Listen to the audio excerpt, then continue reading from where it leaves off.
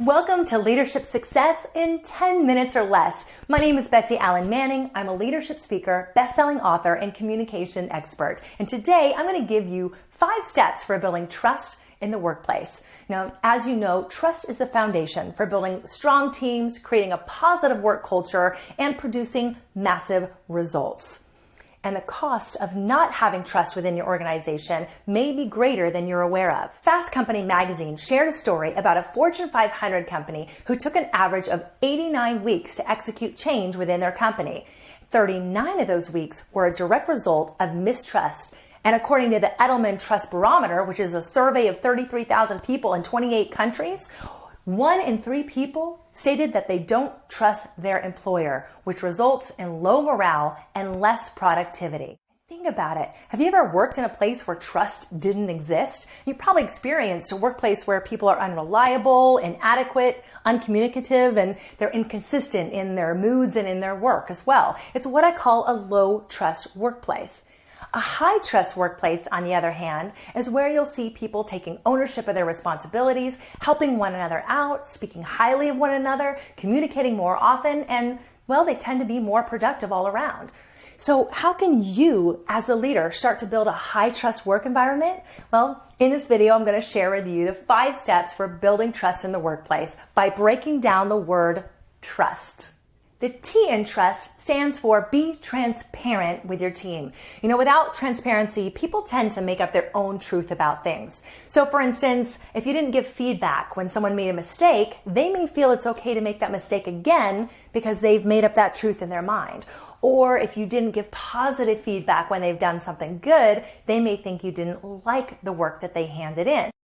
Be transparent by giving constructive criticism and positive feedback often so people understand where you're coming from and what your expectations are. You can also be transparent by admitting the mistakes when you make them and being vulnerable with others. It shows you're not a perfect person, you're human, and it's a great way for them to connect with you and get to trust you a little bit more.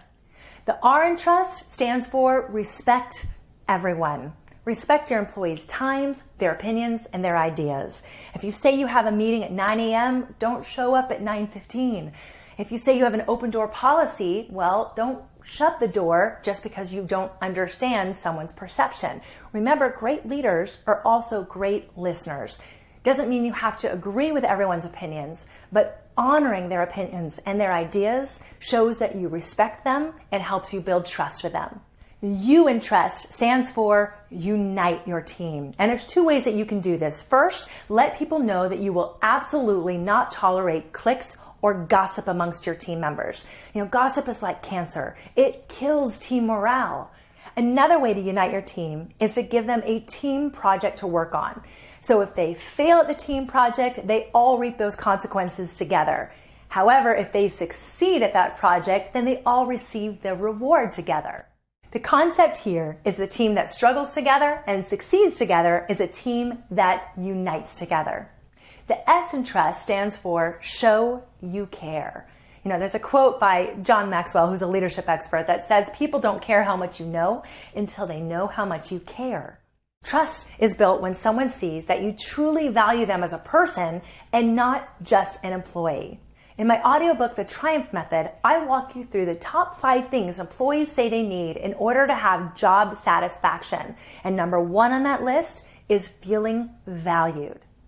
You can show people you value them by learning more about them personally, praise them daily, and ask for their input more often. The last T in trust stands for trust building activities. A high trust workplace does not happen by accident. So one of the ways that we can raise morale and build trust at the same time is by providing activities that are focused on building trust amongst the team. When I conducted a training for Princess Cruises, at the end of the training, I included some trust building activities. One is called the index card game.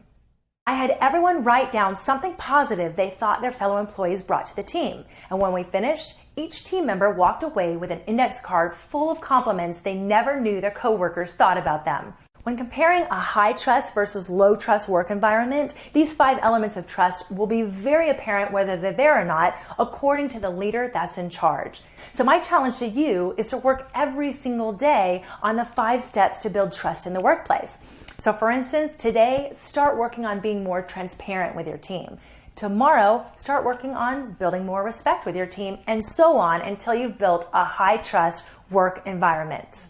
And remember, at the end of the day, people don't trust words, they trust actions. So here's 3 actions you can take right now to start working on developing yourself as a leader. First, comment below on how you've had trouble building trust in the workplace. Next, for more trust-building ideas, as well as some tips on gaining respect and influence within your team, check out my audiobook, The Triumph Method, where I show you 7 ways to gain commitment and develop highly motivated teams. It's on sale for just $20, so get your copy now at betsyallenmanning.com. And last, if you're looking for a keynote speaker for your next event or looking for more advanced training for your organization, contact me on my website and let's discuss how we can work together. All right, you've learned it. Now go live it and lend it to someone else who also needs to hear it. Never ever let the limitations that others place on their own lives affect what you want to do.